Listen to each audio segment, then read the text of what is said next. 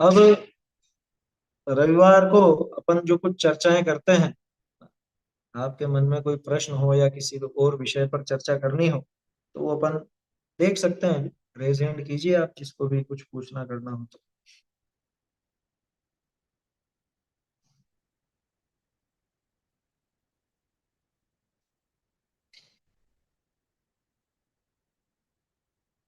हम्म, बोलिए।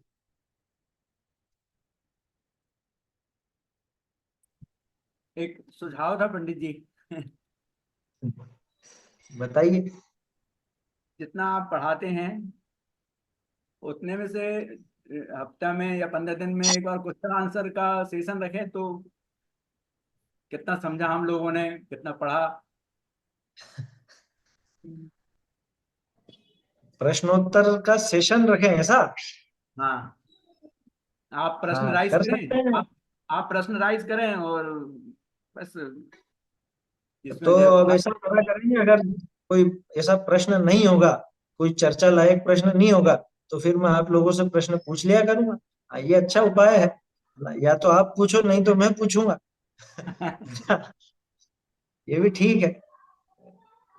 कर सकते हैं, ऐसा भी प्रयोग क्या अपन कर सकते हैं। उसमें क्या थोड़ा है क्या? रिकॉल हो जाएगा, क्योंकि आप पढ़ाने के बाद तो रख देते हैं, पढ़ते नहीं है। मतलब मैं भी इंक्लूड हूँ। हाँ, करेंगे ऐसा भी। चलिए, जैसा भी समय रहेगा देखेंगे, है ना। अब आप यूं सोचो कि परीक्षा वरीक्षा लूं तो वो तो नहीं होगा। देखो, वो नहीं, स्वाध्याय के क्रम में परीक्षा नहीं, परीक्षा वाली बात नहीं बैठेगी। परीक्षा नहीं, जैसे एक हालांकि बार ना। प्रश्नोत्तर के रूप में अपन कर सकते हैं। कर सकते हैं। जैसे भी समय रहेगा ना, अतिरिक्त समय रहेगा तो करेंगे। या हाँ, फिर बस दो चार जब भी कोई दो चार अधिकार अध्याय पूरा होगा, जब भी कोई अध्याय पूरा होगा तब अपन ऐसा कर लिएगा। दो चार क्वेश्चन बस चलिए, पूछ लिए। बोलिए। पंडित जी, सुबह की क्लास का पूछ सकती हूँ? हाँ हाँ, बिल्कुल, कोई सा भी कुछ भी पूछ आप सकते हैं, अतिरिक्त भी पूछ सकते हैं। आपने सुबह कहा था ना कि जिन तिर्यंचों के व्रत आदि होते हैं उनको श्रावक कह सकते हैं, तो वो मुझे नहीं समझ आया, वो क्लियर कर दीजिए थोड़ा।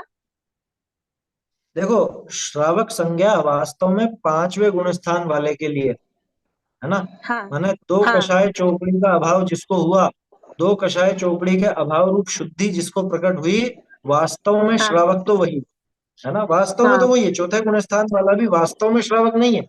व्यवहार से अपन हाँ। उसको श्रावक कह देते हैं, है ना। हाँ। तो अब ये बताओ कि वो जो सम्यक दृष्टि हुआ, वो तिर्यंच हाँ। सम्यक दृष्टि हुआ और पांचवा गुण स्थान आया, तो दो कषाय चौकड़ी का अभाव हुआ या नहीं हुआ? दो हुआ। कषाय चौकड़ी का अभाव हुआ ना उसके, वो शुद्धि प्रकट हाँ। हुई, तो वो श्रावक हाँ। कहलाएगा। क्या दिक्कत? अच्छा, वो ये श्रावक अपेक्षा बना है। उसकी शुद्धि की अपेक्षा है। हाँ। वो गृहस्थ हाँ जैसा, पंडित। अपने जैसा गृहस्थ भले नहीं हो, लेकिन उसके हाँ। वो दो कषाय चौकड़ी के अभाव रूप शुद्धि प्रकट हुई है, उस शुद्धि हाँ। की वजह से उसको श्रावक कहा गया। अच्छा, हाँ, ये। और उसकी सारी क्रिया श्रद्धा और विवेक पूर्वक ही है। तो श्रद्धावान, हाँ। विवेकवान और क्रियावान है, हाँ। इस वजह से उसको श्रावक संज्ञा देने में कोई दिक्कत नहीं। जी ऐसा पंडित जी। समझना। चलिए, और भी कोई किसी को प्रश्न वगैरह हो तो देख सकते हैं।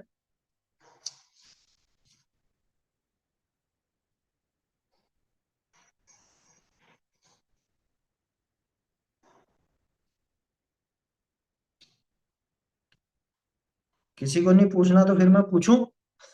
पीछे का विषय। है ना। वो लेकिन मुझे उसमें एक शंका होती है कि कितने लोग उसमें फिर जवाब देने को सक्षम होंगे या नहीं होंगे। पीछे का ही विषय पूछता हूँ जो पहले पढ़ चुके हैं। सम्यक दर्शन की महिमा बताने वाला एक बहुत सुंदर श्लोक है। क्या क्या कहा गया उसमें, बताइए। सम्यक दर्शन की महिमा बताने वाला जो प्रकरण अपन ने देखा था, पहले ही अधिकार में था, रत्नकरण श्रावकाचार्य के पहले अधिकार। क्या महिमा बताई गई है?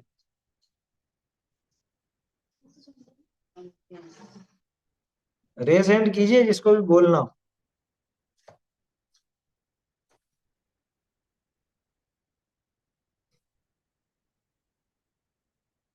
सुनील कांत जी ने सुझाव दिया था, लेकिन उनका भी रिजल्ट नहीं है। तो अभी चलिए प्रश्न थोड़ा, अभी प्रिपरेशन नहीं है। प्रश्न, हाँ प्रिपरेशन नहीं है अभी। अच्छा, चलिए तो आप लोग ही पूछिए फिर, है ना, या कोई किसी विषय पे चर्चा करनी हो तो वो अपन देखें, नहीं तो अगला भजन ले लें, ऐसा भी कर सकते हैं।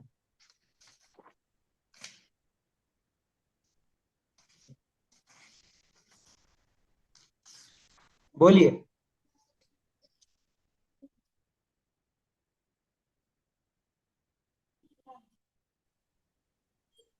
सम्यक दर्शन शुद्धा नारक त्र्यंग नपुंसक स्त्रीत्वानि दुष्कुल विकृताल्पायु दरिद्रताम च व्रजन्ति नाप्य। सम्यक दर्शन की हाँ, महिमा। ये तो और श्लोक बता दिया आपने। चांडाल का पुत्र होने के पश्चात भी अगर सम्यक दर्शन से जो सहित है वो देव द्वारा पूजनीय है। देखो, सम्यक दर्शन की महिमा आचार्य देव ने 28वें श्लोक से बताना प्रारंभ की, जो पूरे 41वें श्लोक तक चली। 14 श्लोकों में सम्यक दर्शन की महिमा दिखाई गई।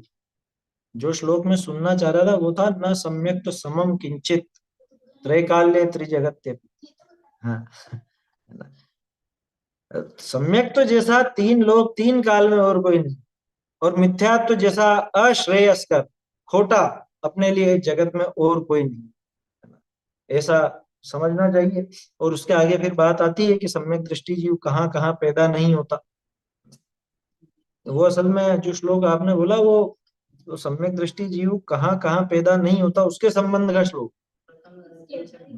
हाँ, उसके पहले ही था वो न सम्यक तो समम किंचित, वो सब यहीं से निकला है ना। हाँ, न सम्यक तो समम किंचित वो प्रमुख है श्लोक, और उसके आधार से बाकी सब है ना। वो जो चांडाल का भी है वो सब भी उसके आधार से ही लिखा गया, समझना चाहिए। चलिए,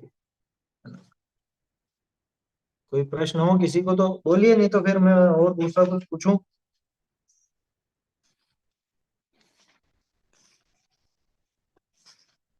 प्रथमानुयोग के लिए एक बहुत सुंदर शब्द आया था। प्रथमानुयोग का जो वर्णन किया गया, अव्युत्पन्न मिथ्या दृष्टि। मैं यहाँ अभी रत्नकरण श्रावकाचार्य के आधार से पूछ रहा हूँ, और प्रथमानुयोग के लिए शब्द आया ये पूछ रहा हूँ, प्रथम शब्द का अर्थ नहीं पूछ रहा हूँ।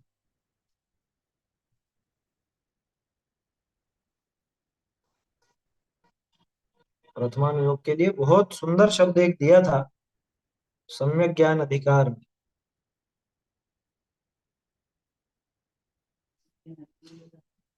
बोलिए। बोधि समाधि निधानम। हाँ, बोधि समाधि निधान, ये बहुत सुंदर शब्द है जो अपने ग्रंथों को बराबर क्या कहें अपन, उसको बराबर परिभाषित करता है। बोधि और समाधि का जो निधान है, आया समझ में। बोधि माने रत्नत्रय, पहले भी कई बार बताया, हमेशा ध्यान रखना। यहाँ बोधि का अर्थ बोधि शब्द है, बोध नहीं। और बोधि माने रत्नत्रय, रत्नत्रय और समाधि का निधान, ऐसा प्रथमानुयोग है। आया समझ में। बढ़िया श्लोक है, पढ़ने लायक है।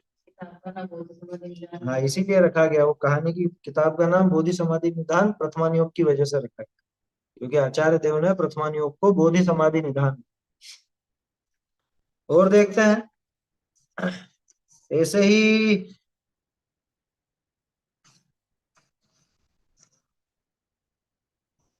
देखो, उपमाएं दी हैं। कर्णानुयोग को किसकी उपमा दी गई, ये भी दूसरा अधिकार का ही, बिल्कुल छोटे छोटे से प्रश्न है, सरल से। कर्णानुयोग को किसकी उपमा दी गई।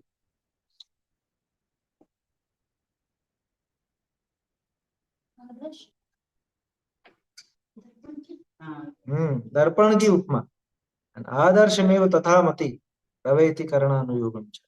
और द्रव्यानुयोग को, द्रव्यानुयोग को किसकी उपमा दी।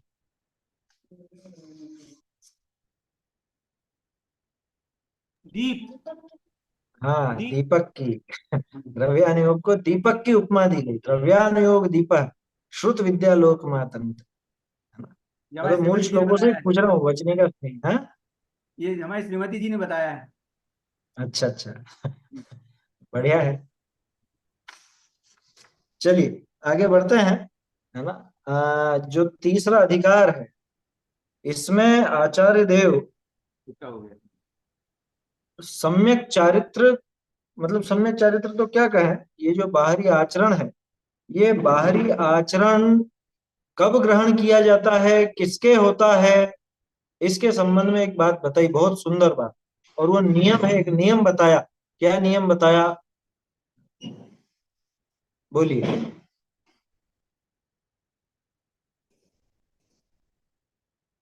बोलिए। मोह मोहतिमिरापहरणे दर्शन हाँ, लाभाद वाक्त संज्ञान रागद्वेष निवृत्त्यै चरणम प्रतिपद्यते साधु। मतलब मोह का दर्शन, मतलब सम्यक दर्शन प्राप्त, मोह तिमिर का नाश, दर्शन, हम्म, सम्यक दर्शन का लाभ और राग द्वेष की निवृत्ति, इसको राग साधु द्वेष की निवृत्ति के लिए के करता है। लिए। हाँ, है ना, खास चीज यही है भाई। मोह का तो नाश हो चुका, मोह रूपी अंधकार का तो नाश किया, और दर्शन का लाभ हुआ, मतलब सम्यक दर्शन का लाभ हुआ, और सम्यक ज्ञान प्राप्त हुआ। अब ये तो प्राप्त हो चुके हैं, लेकिन राग द्वेष की निवृत्ति के लिए ही एक सम्यक ज्ञानी जीव, सम्यक दृष्टि जीव, साधु शब्द से वो लिया है ना, वो सज्जन जीव चरणम प्रतिपद्य, वो आचरण का प्रतिपालन करता है। और देखते हैं अपन इसमें,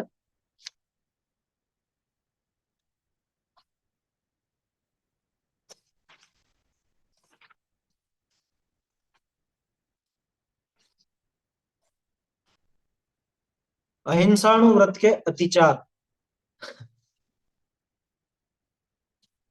अहिंसाणु व्रत के अतिचार,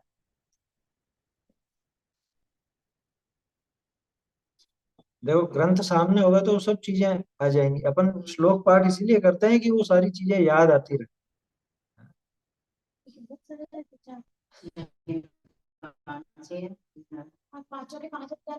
हाँ, सबके पांच पांच अतिचार, है ना। बोलिए।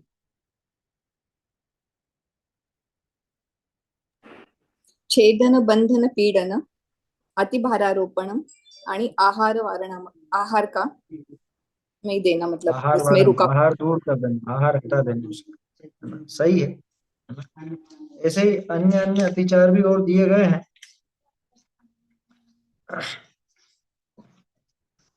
एक काम करेंगे, या तो आगे से अपन ऐसा करा करेंगे कि सप्ताह भर में जो पढ़ा ना, वो तो ताजा रहता ही है, लेकिन पीछे का भूल जाता है ना। ये बात भी इसीलिए उठाई थी।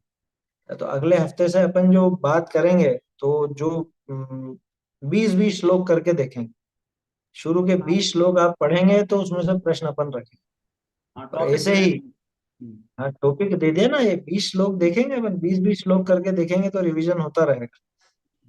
शुरू से ना। एक शुरू से हाँ, बोलिए। फर्स्ट से 1 से लेके 20 तक शुरू से हाँ, ना। 1 से 20, 1 से 20। नेक्स्ट वीक के लिए हो गया 1 से 20, असाइनमेंट जी। हाँ, अगले संडे के लिए, है ना। और चलिए थोड़ा मोक्षमा प्रकाशक में से भी देखते हैं। वो तो बोल ही दिया कि प्रथम का अर्थ अव्युत्पन्न मिथ्या दृष्टि। कर्णानुयोग में किसकी पद्धति मुख्य है?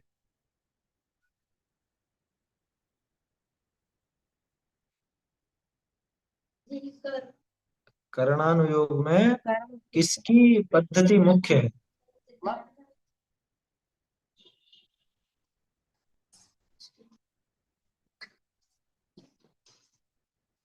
अरे ये तो बिल्कुल सीधा सवाल है ये तो।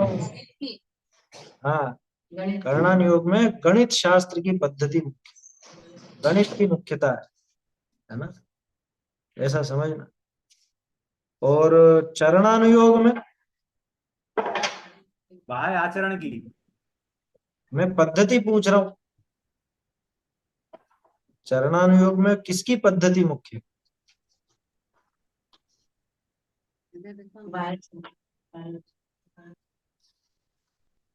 नहीं मालूम है तो देखो पुस्तक में। मैं पद्धति पूछ रहा हूँ, किसकी पद्धति मुख्य है, जैसे अभी कर्णानुयोग की पद्धति बताई वैसे।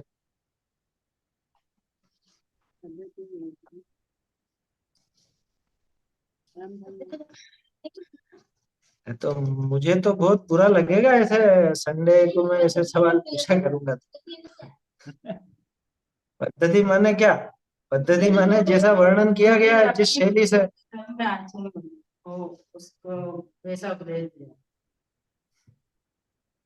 चारों अनुयोगों के व्याख्यान की पद्धति नहीं दे रखी है क्या वहां पे?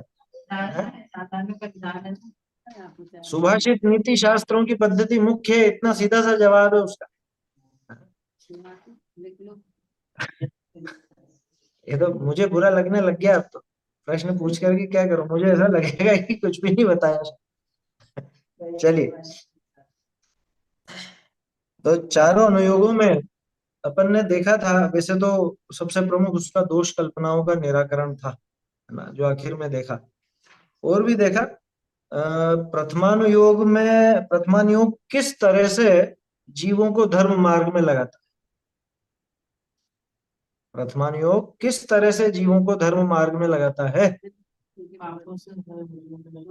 महंत कहानी के द्वारा, महंत पुरुषों की कहानी के द्वारा।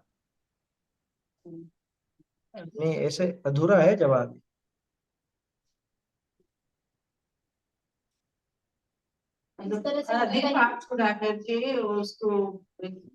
बिना पढ़े मत बोलो ऐसे कुछ भी, मन से नहीं बताना। संसार की विचित्रता, पुण्य पाप का फल, महंत पुरुषों की प्रवृत्ति इत्यादि। हाँ, ये देखो, ये सही जवाब है ना। महंत पुरुषों का चरित्र उसमें दिखाया जाता है, पुण्य पाप का फल दिखाया जाता है। आया समझ में? ऐसे धर्म बुद्धि कराई जाती है और फिर धर्म मार्ग में लगाया जाता है। ये प्रथमानुयोग की शैली है। कर्णानुयोग में देखा जाए तो कर्णानुयोग में प्रयोजनभूत बात तो इतनी आती नहीं है, तो उससे हमको विशेष लाभ क्या हो? कर्णानुयोग के अभ्यास से होने वाले लाभ में सबसे प्रमुख क्या लगता है? उपयोग निर्मल होता है बहुत। निर्मल कैसे होता है? कंसंट्रेट होकर पढ़ेंगे उसको तब तो समझ में आएगा। हाँ ठीक है, ये तो कंसंट्रेशन की बात हो गई। और और ज्यो और जिनेन्द्र देव ने जैसा बताया वैसा जानने में आता है। देखो, सबसे खास चीज है कि सर्वज्ञता पर श्रद्धा बढ़ती, सर्वज्ञ देव की श्रद्धा होती है, पक्की श्रद्धा होती है उससे, कर्णानुयोग से, है ना। दूसरी बात कि उस कर्णानुयोग हमेशा समय मांगता, वो जल्दी में नहीं पढ़ सकता, और समय वहां पे ज्यादा लगेगा। जितना ज्यादा समय लगेगा उतना ही अधिक पुण्य बंध वहां हो। पुण्य बंध लाभ है ऐसा नहीं कह रहा हूं मैं, ध्यान रखना, लेकिन शुभ भाव का भी एक जो उपाय है, तो अन्य अनुयोगों के अपेक्षा शुभ भाव कर्णानुयोग में विशेष होता है। वो इसलिए होता है क्योंकि वहां पे समय और बुद्धि दोनों लगते हैं, है ना। बुद्धि पूर्वक ही उसका अभ्यास होता है, बिना बुद्धि लगाए, मतलब उपयोग उधर लगाए बिना उसका अभ्यास ढंग से बन नहीं पाए, ऐसा है। आया समझ में? तो आठवां अधिकार तो अपना हो चुका है। अब दूसरा अधिकार अपन कल से प्रारंभ करेंगे, है ना, तो वो भी अपन देखेंगे। चलिए, और कोई प्रश्न वगैरह आप लोगों का हो तो पूछिए। जैसे अच्छा हाँ, तो अगली बार से प्रश्न उत्तर भी रखेंगे अपन। अगर किसी और के प्रश्न नहीं होंगे तो फिर अपन प्रश्नोत्तर के रूप में इसे पिछला रिवीजन करेंगे। ये प्रश्न है, जैसे वाक्य में आठवां अधिकार से पद्धति ये समझ में आ गई, सब जैसे दूसरा अधिकार शुभ अधिकार, तो मतलब दूसरे अधिकार में कौन सा अनुयोग की पद्धति लगेगी? ऐसे कैसे समझ में आएगा कि ये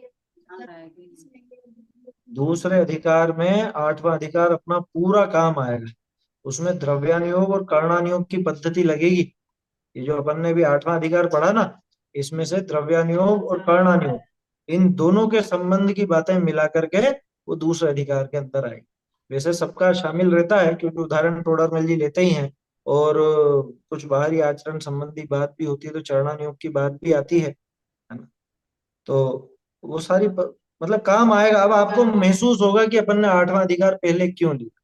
अब जब दूसरा अधिकार अपन पढ़ेंगे, आप गौर से पढ़ोगे तो, है ना, गौर से पढ़ोगे तो आपको वास्तव में लगेगा कि 8वां अधिकार तो सबसे पहले पढ़ लेना चाहिए हर जगह।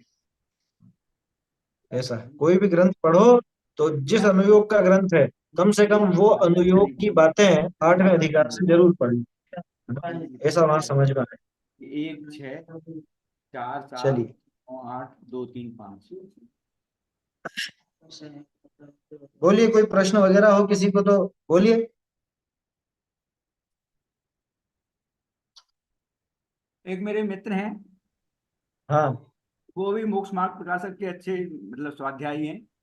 उन्होंने हाँ मुझे हाँ। ये बताया था पढ़ाने के लिए, पहला अध्याय, फिर छठा, फिर फिर फोर्थ, फिर seventh, ninth, eighth, second, third और फिफ्थ। पहले के बाद क्या लिया? सिक्स्थ, छठा। नहीं, वो क्रम सही नहीं बनेगा।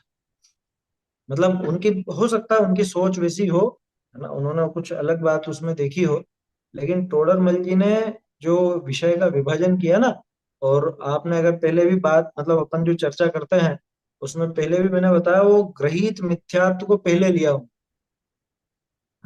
मतलब अग्रहित मिथ्यात्व चौथे में दिखाया, अग्रहित मिथ्यात्व के बाद जब ग्रहित मिथ्यात्व का वर्णन आया तो वो इस तरह से चले कि पहले वो ग्रहित मिथ्या दृष्टि जो अन्यमति, तो उस हिसाब से 5वां बनता है।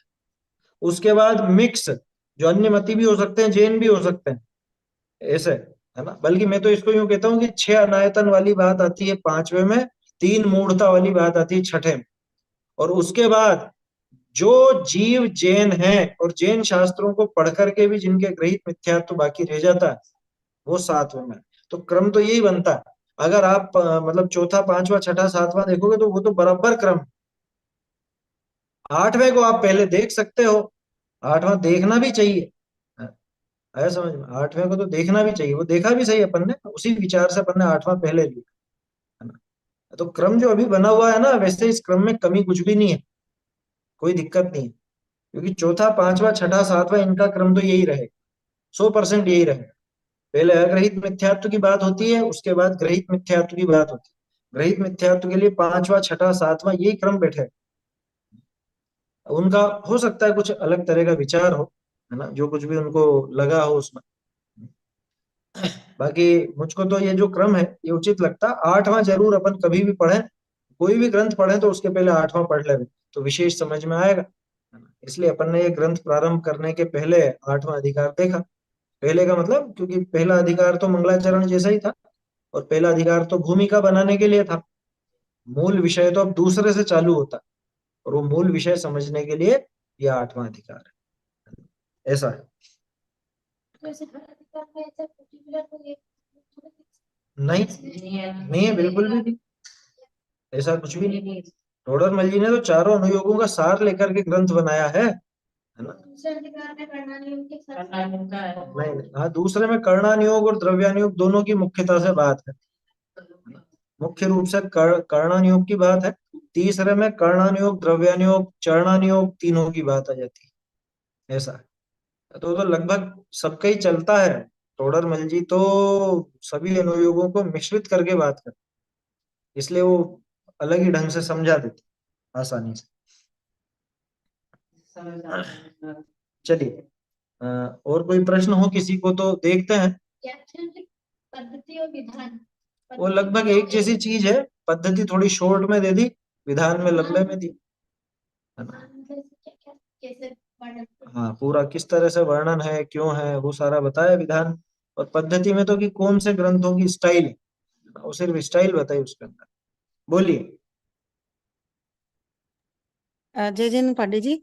पंडित जी, जब मंदिर में पूजन करते हैं तो जैसे किसी भगवान के कल्याणक हैं, कल भी है ना भगवान के, तो मूल नायक प्रतिमा का ही पहले पूजन करना चाहिए, बाद में दूसरे भगवान का करना चाहिए, या ऐसा कुछ नहीं है कि कोई भी भगवान का पहले कर लें या वही सीक्वेंस से ही करना चाहिए, जो पहले गए देखो, मोक्ष वैसे वैसे। पूजा में मूल रूप से तो गुणों की पूजा अपन करते हैं, है ना। माने वीतरागता सर्वज्ञता की ही पूजा करते हैं। फिर भी एक लौकिक परिपाटी ऐसी बनी हुई है कि जो मूल नायक है उनकी भी पूजा करो। अब आपके पास समय नहीं है तो कम से कम अर्घ चढ़ा दो। देव शास्त्र गुरु की कर ली तो सब आ गए वैसे तो, आया समझ में। उसके बाद तो अपने को जितना समय वहां लगाना है उस हिसाब से अपन लगाते। तो ऐसा कुछ वो नहीं है कि वो करना ही करना है। आपको पूरे मतलब पूरी पूजा नहीं कर सकते हो तो अर्घ बोल सकते हो आप। बाकी एक सामान्य परिपाटी है कि उनकी पूजा की जानी चाहिए, है ना। और पहले मूल नायक की हो बाद में किसी और की, ऐसा नहीं। क्योंकि लोग बाग तो फिर इसमें और भी बातें करते हैं कि पहले आदिनाथ जी की होनी चाहिए, महावीर स्वामी की तो सबसे बाद में होनी चाहिए। भाई ऐसा कुछ वो कोई नियम नहीं है। सभी भगवान, और देखो पहले भी अपन ने कई बार बात की, पूजा व्यक्ति विशेष की होती ही नहीं है कभी भी। आप कभी भी आदिनाथ जी की पूजा नहीं करते, आप आदिनाथ जी की वीतरागता और सर्वज्ञता को ही पूजते हो। महावीर स्वामी की भी सर्वज्ञता वीतरागता को ही पूजा जाता है, ना कि महावीर स्वामी, है ना। अब चूंकि वीतरागता सर्वज्ञता का आधार वो भगवान है, इसलिए हम उनके नाम से पूजा करते हैं। जबकि जैन दर्शन में नाम की मुख्यता नहीं।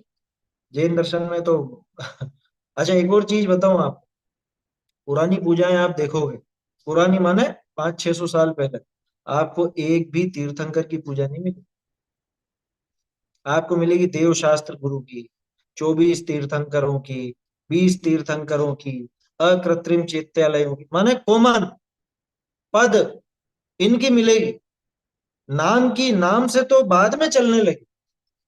आप बताइए मुझे कोई पूजा आपको ऐसी ध्यान आती है तो बहुत बाद में चली है। जैसे वृंदावन दास जी हो गए, इन्होंने अलग अलग पूजाएं लिखी, है ना। 24 तीर्थंकरों की 24 पूजाएं, असल में तो वो विधान लिखा हुआ, उन्होंने तो पूरा विधान लिखा था। ऐसे ही रामचंद्र जी ने लिखा, वो भी पूरे 24 तीर्थंकरों का विधान था। मतलब पुरानी पूजा आपको एकाएक व्यक्ति विशेष की मिलेगी नहीं। ध्यानाथ राय जी ने कोई भी एक तीर्थंकर की पूजा लिखी है तो बताओ। देवशास गुरु की लिखी है, 24 तीर्थंकर की लिखी है, 20 तीर्थंकर की लिखी है, सिद्धों की लिखी है। माने पद की अथवा सामान्य रूप से जिसमें सब गर्भित हो जाए उनकी पूजा की जाती है। तो व्यक्ति विशेष की जब पूजा इतनी प्रचलन में थी नहीं, तो ये आप कैसे कह सकते हैं कि पहले तो उनकी होनी चाहिए और पहले इनकी होनी चाहिए। वो प्रश्न बिल्कुल बेतुका है। वो सामान्य रूप से जैसे जैसे समाज में एक वो क्या कहें बन एक रूढ़ी बन गई, एक रीति पनप गई कि पहले इनकी करना फिर इनकी करना। अब हमने हमारे बड़ों को देखा, जैसा वो करते थे वैसा हम करने लगे, जैसा हम करते हैं वैसा हमारे बच्चे करने लग जाए। तो वो इस तरह से पद्धति चल। लेकिन पीछे आप देखोगे तो तीर्थंकरों के नाम से स्तोत्र वगैरह जरूर हुए, है ना। जैसे आदिनाथ जी के लिए भक्तमर स्तोत्र की रचना हुई है। 24 तीर्थंकरों, अधिकांश का तो एकाएक नाम एकाएक हर किसी में नहीं मिलता। जैसे आदिनाथ जी का नाम कहीं मिलेगा नहीं आप, भक्तमर स्तोत्र में नाम है क्या कहीं पे? कहीं पे भी नहीं।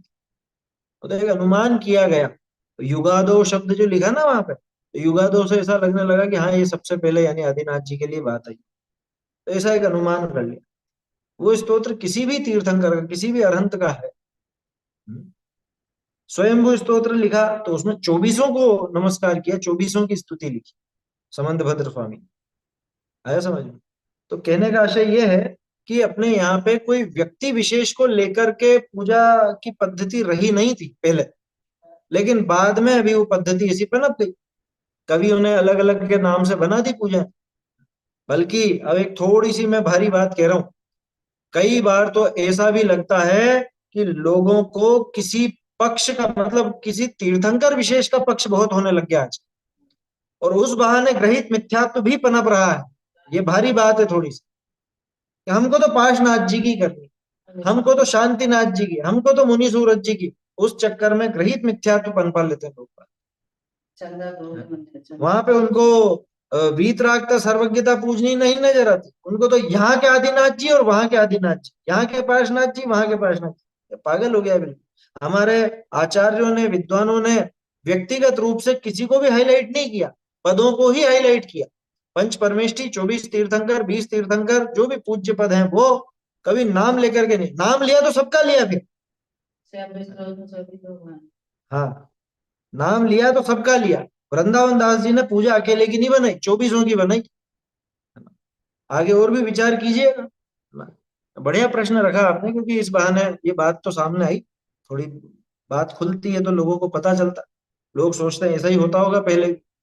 मैं कह रहा हूँ आपको 300 साल से ज्यादा, 300 भी बहुत बोल दिया मैंने, 300 भी क्या, 300 साल से ज्यादा पुरानी आपको व्यक्तिगत कोई पूजा ऐसी मिलेगी नहीं। आया समझ में? वृंदावन दास जी तो इनके बाद के हैं, टोडरमल जी के भी बाद के। तो 300 तो खूब कह दिया मैंने। हाँ, कहाँ मिलेगी मैं बताता हूँ आपको, मिल सकती है। कहाँ मिलेगी? जहां पे तंत्र मंत्र की बात करनी होगी वहां मिलेगी। आया समझ में? विपरीत आमनाय में, विपरीतता में जरूर इस तरह की पूजाओं की रचना हुई भट्टारा के युग में, जहाँ पे कुछ विशेष सिद्धि हो जाए। वो भी एकाएक तो देखने में नहीं आती। ये कलिकुंड वगैरह के नाम से जो प्रचलित है, ये भी कोई 300 साल से ज्यादा पुरानी तो है, इतनी पुरानी तो नहीं है ये। तो कहने का आशय ये है कि हमारे यहाँ पे व्यक्ति पूजा कभी भी मुख्य नहीं रही, कभी भी, कभी भी मुख्य नहीं रही। इसलिए उस पे वो प्रश्न इतना मायने नहीं रखता कि पहले किन की कर, अरे भैया वीतरागता की कर, वीतरागता, सर्वज्ञता, हितोपदेशी बना, ये हमारे पूज्य गुण हैं, इनकी पूजा की जाती है। ठीक है ना? चलिए अभी समाप्त करते हैं अपन, समय ज्यादा हो गया है। ये बालक अभी भजन सुनाएगा आपको, है ना? कौन सा भजन सुनाओगे भाई?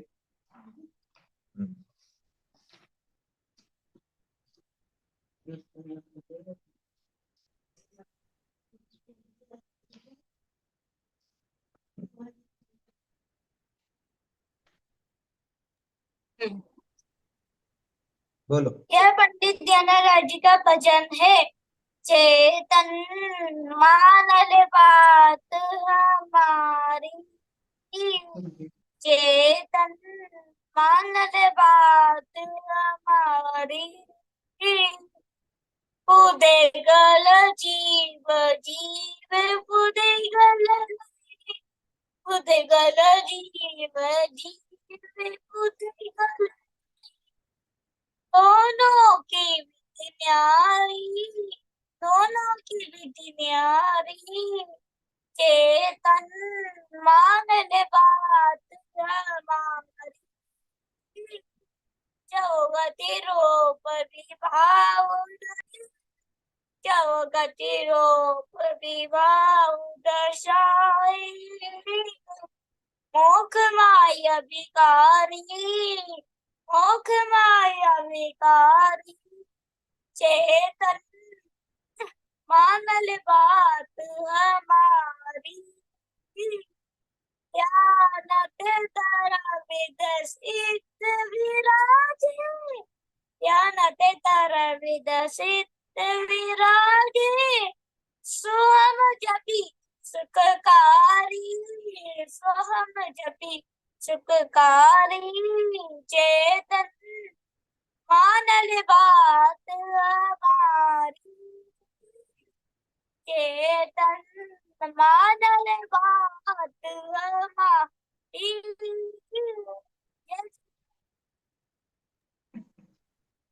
बहुत बढ़िया। देखो ये बहुत भजन याद करने में अग्रणी रहता है बालक, है ना? इसने कितने, 5-6 भजन हो गए इसको, 6 भजन दयानंद राय जी के याद कर लिए इसने। और ये सबको सुनाता है, एक बार में चालू करता है तो पूरे 6 भजन बोलता है लगातार। ऐसा भाई, तो ऐसा उत्साह तो बड़ों को भी रहना चाहिए। पुराने कवियों का भजन याद करना ये आज के युग में मामूली बात नहीं है, क्योंकि लोगों को फुर्सत नहीं है, गाने गुनगुनाते हैं, दूसरी चीजें गुनगुनाते हैं। हमारी नई पीढ़ी अगर पुराने कवियों के भजन गुनगुनाएगी तो समझ लो हमारा तो बुढ़ापा सुधर जाएगा क्या। इसलिए प्रेरणा लेना चाहिए सबको। और मैंने पहले भी कहा, आपके घर में भी जो बच्चे हों, परिचित हों, कोई भी हो, तो उनको याद कराइए। और अपन रविवार को जरूर सुनेंगे, आप सब लोग सुनिए, उसमें कहाँ दिक्कत है। चलिए बहुत बढ़िया, है ना? सभी एक बार तालियां बजा दें हमें जैन के लिए। चलिए। चैतन्य का स्मरण प्रतिक्षण ही करो रे, भव के अनंत दुख को क्षण में हरो रे, अक्षय अनंत निज सौख्य निधान पाओ, गाओ वरे हित इसी के गीत गाओ, निज निधि निज में बताई यह अनंत उपकार है, इसके लिए जिन वाणी माँ को वंदना शत बार है, वंदना शत बार है।